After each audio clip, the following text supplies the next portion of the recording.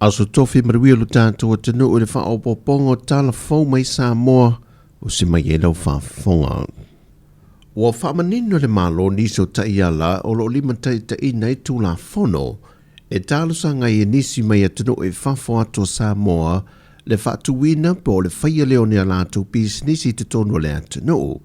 O ia tai ala o le tūla whono na whae loa le sui ofisa sili o le matanga rengo pis nisi ala manuia maleipa le tamaita ia Future Center Matulino. E o le amataina lava ia o le nei process e a matatu i tatu ofisa.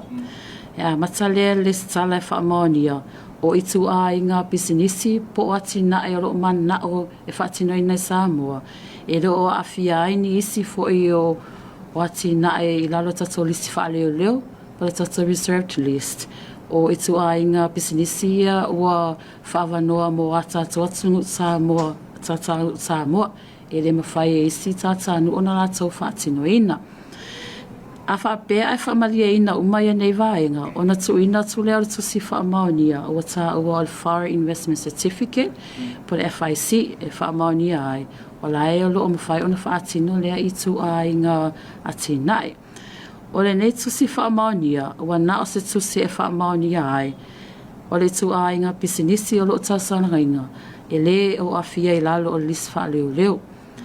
A mai a ona tuina tuaile nei tusi wha maonia, ona tausanga lea o le whai pisinisi i le mtanga luenga o tupe maua, mo se lai sene pisinisi, e whatua ma whai e loi i ona wha atino pisinisi, pe a maua i a lai sene pisinisi, mai mtanga luenga o tupe maua. Mai tā pāwhoi le ofiso fe malanga inga i le ofiso le pāre mia male kāpeneta, mo le whaamatu ina mai o se pēmita, e no foi le tangata e whaia le bisinisi Samoa. Mai o ta iala umani u whaata oto le malo, o lo tu ina toi lava le pui pui ngā i bisinisi tangata Samoa, a to ai mōna ele, ina ia lea a fia i whainga bisinisi, a tangata mai atunu i whafo. Ua toi whaamamawhai le malo i lea atunu ma leo whai bisinisi, ia tūla whono whaatunu tonu taua o loi lea atunu. Ona wa mai tawina pēr lava le si itai o nisi o loa e te leo whale o loa o bisinisi ma supermarketi wha pēnā fo i e whale o loa lo wha atawi nā tuai fua wha eile leanga lea tunu e o lava i tauri a maisi. I o le aso ono o Februari o le tausanga nei, ia le na amata wha amaluinga ili tatou polo inga leo tau o loa. Ia mai ono maa sina la le umile wha o ngā ina ili tatou polo inga. Ia ona to ilo fo ile pe ama maa e ale ono maa sina. Ia mo le sila fia ele o loa uma au fia le tatou polo inga whaatonu o tau o loa. Ia o pewa na o loa o loo whaonga ina tatou tangata ia so uma. Ia au fia ia o loa tu ufata o le suka, maasima, raisa, whalawa mata, sususua vai, e leni, pi supo. Ia manisi fo ia o loa tu aisa e peo vai moa, maa moe, tapu vai puaa, tau au pipi, male muli pipi. Ia o isi o loa ele o au fia le tatou polo inga whaatonu o tau o loa. Ia ua tuu lava le maketi la tau te fuafua ina tau o loa. Ia peitai ele a vea lea maa vanoa o le a whaapea e sa o loto aile au whai pisinisi. Ia maso ona wha amawalulunga i tau o tatou o loa. Ia e mawhaila le matanga luenga, ia ona whaatino ina sia singa. Ia ma suesuenga, ia pe a whaapea ua maa salomia, ia pe ripotia mai fo ele mamalo le atunu. Ia ua whapewa mawalulunga tau o loa ia le o au fia le polo inga whaatonu tau o loa. Ia o le fuafua ina fo i o tau o loa. Ia o lo ofua mai lea i tau e awina mai atunu i fafo. Ia whapea fo i tau i le whaaloto i whale i Samoa nei. Ia le tau nuu aima mawai tau ia tau nuu le wafu po le landed cost. Ia whaatasia i malafunga whaopopo mo o loa ma au nanga po le VHST. Ia ma pasene whaatulanga ina mo whai o loa po markups. Ia o pasene ia mawai ia tupe whaasilia whai o loa. Ia o nei tupe nei pasene whaatulanga ina. Ia wao fia i tupe whaalu pe o le eletise. Ia matau o fia la ua inga. Ia o lo manino lava i le tatou tula fono whainga whaatau vanga o whaatawa inga ma le puipuinga tangata whaonga ina o loa ma au nanga lua fesfulu ono. E le tatau ona pule le whai pisinisi tau ana o loa. Ai tatau ona lantou sita ia tau ia o whaatulanga atu le tatou polo inga whaatonu o tau o loa. Na whaeloa le sui le ofiso le MCL o lo wa ia lava nisi o whaasea e lunga o peng te whaelangi. Ai leo wha oi nātua I lātou nei I le ofisa e whaia I ei ni sue suenga. Ai ua mai o na ta oto au lape po whaasalanga le tūla whono e tau fiere so ona si itai o tau o loa e a whai nai tangata whātau. Ua whaamaunia mai ele komisena o le ofisa o whainga pālota, to le fōtuia Filolo John Stanley, le ua whaatino e nere whainga pālota lai tite le tūmalo vai maunga numere tolu. Le ua mawai atu le whaatinonga le whainga pālota mua, e ua alo atu le tūmalo ua restala, e whaatino lana whainga pālota au tū le whai unga le vaiaso. Peitai ua toi whaau popo le whai numero o tangata restala I le whainga pālota lai tite le nei, mai I le whai numero I lato na pālota I le whainga pālota tele. Peo na sila fio I tūmalo vai maunga mwhaleata o I tūmalo te tele nei lola pālota, e pe o na iei vai maunga tolu, e lua se funmale lima fio anga o loo ao fia I tutonu. Mai o le lola foule o le awhaatino I le whainga pālota lai tite vai maunga tolu, wa toe whaau popo I tangata e tolu se lau valu se funmale lua, o I lantou I ena whato atoe restala mulimuli atu nei, ina ua tufa le se lau lima se fulu tāla. Wa whaalau I loa whaalau I tele lunga o peng te whaailangi, e se tasio a inga le fio anga uloloa, ia tau fōlinga o se talavou, sa tau mawhai o so whailo lātou whale, e ina ua iei loa mulmuri ane me po e atau lo whaapipi I le whale, na ia vave tu ua ilo lātou whanua malu ese, ia tantu wina I lunga o peng te whaailangi, o lo maua le le iei fōlinga o le talavou, le sa ia ulua I au e naini lava lava sa tau tau dungo le waia tau tau lava lava, ma ia wha solo nei tau mawhai le fosi ina le te tala ino le whaitu toa, e whaonga I nei se tamai nei fise I tulou o lo whaalua I maia. Wa lapata ia ai e lea ainga o mai uloloa, ina ia whaai tete ma mātala, o lo whaalua I lea talavou I ainga I lea no whanga, ia mauti no lo saunga le mumea tō tina uma, ai mai se lava I soi fuo I lantou e no whale.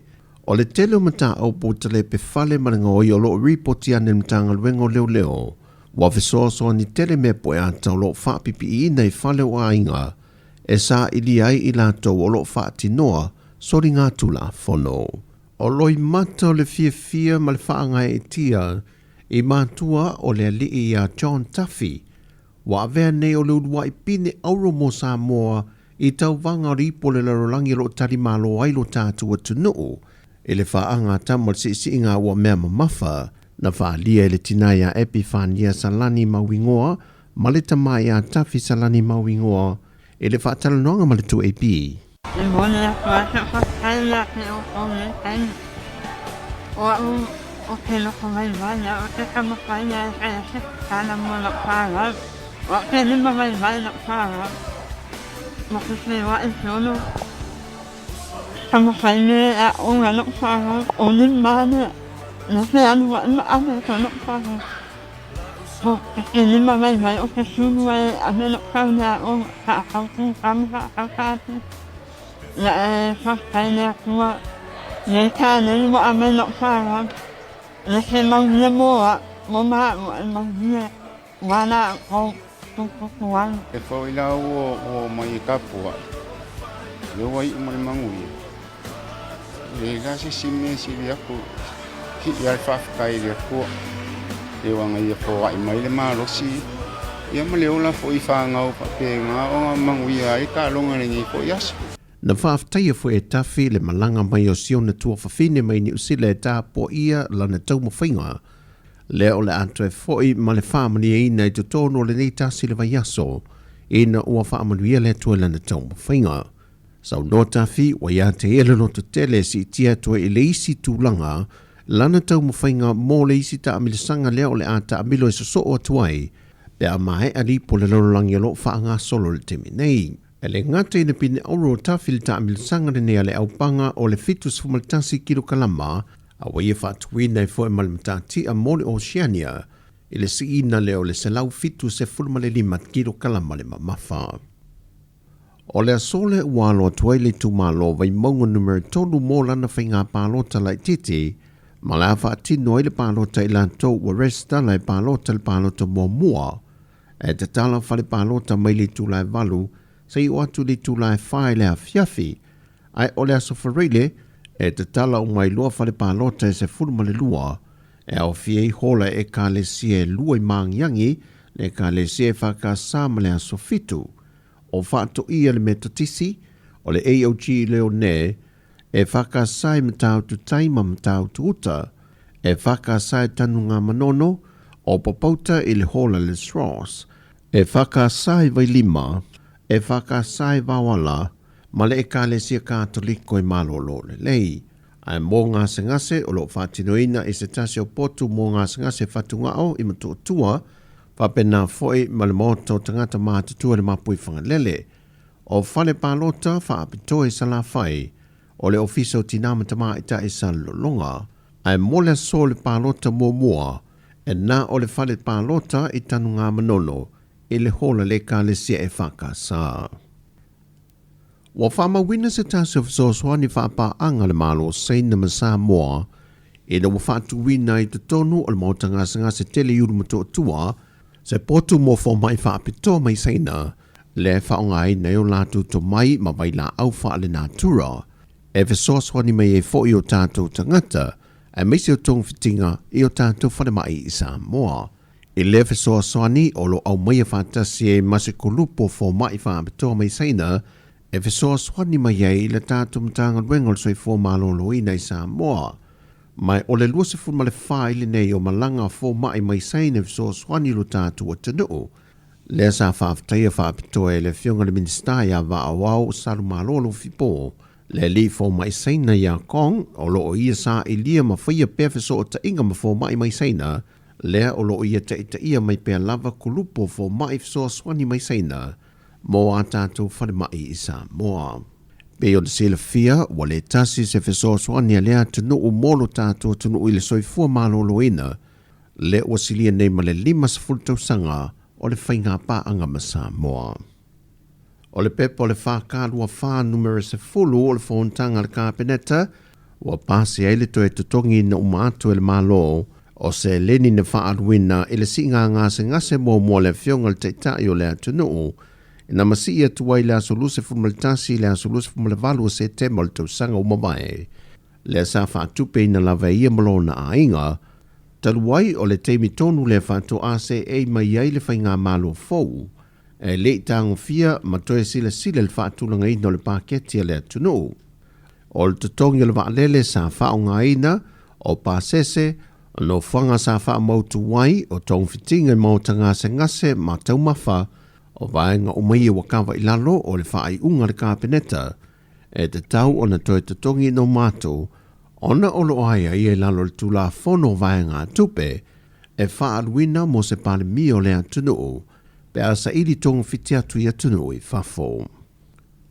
O le kopi o le tusi le konsulo Sāmoa i Amerika Sāmoa, Fata Brian Kyle, anga i le whaurulunga o le ofiso tangata whainga ruenga le territory, Leonardo Semuntafa, wa whaati ai le tutongi pauina leo le waa o le Sāmoa Express, mo le au meia whaapitua i o waa ma au waa uma o whautasi Amerika Sāmoa, mo le whaamoe i le whaamana tuina le ono se whamal whātou sango le tuto tasi o lo tātou malo Sāmoa.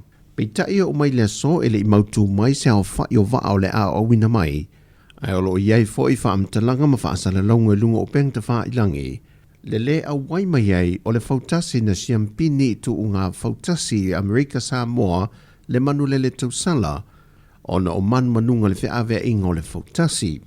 Peitai o fautasi uma o le au maia, ma o lato au wa ata i to onu se fulu, o le a whaatupeina uma ilo tātou malo. O le wha moe motu unga fautasi le sisi ngā fua, e lua vaenga, e pe ona whaatulanga i a fautasi e whaongaina i a foela au, ma le tu unga fautasi, mo wa uma e whaongaina foe si puni. Wa ie le fuafanga u whaata oto le komiti pe a taunu mai fautasi le atunuu, o le a leo ina e malu le malo le no whanga o le a tu whaatasi ei muli nuu. Mai wata pena fo i a fio ango filia i a pia, e wha mautu pe a pia i a waa, mai o le a whaia fo i se fetu na inga wha whaingo fia i visa whaimalanga, mo i lato uma o le a whaimalanga mai. O tala ia mai Sāmoa mo le ne yaso, So swani le tuai fe au mga luenga o le a whenga iai, wha soifuia.